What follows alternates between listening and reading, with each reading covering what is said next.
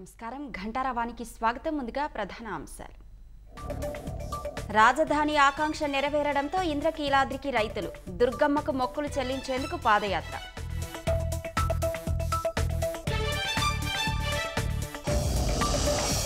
ప్యాలెస్లను తలపించేలా వైకాపా ఆఫీసుల నిర్మాణాలు, నామమాత్రపు లీజులతో ప్రభుత్వ స్థలాల ఆక్రమణ.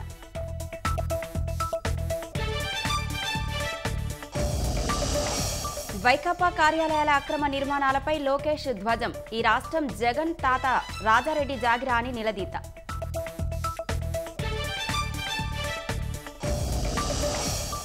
అమెరికాలో దుండగుడి కాల్పుల్లో తెలుగు యువకుడు మృతి. బాపట్ల జిల్లా యాదలికి చెందిన గోపీకృష్ణగా గుర్తింపు.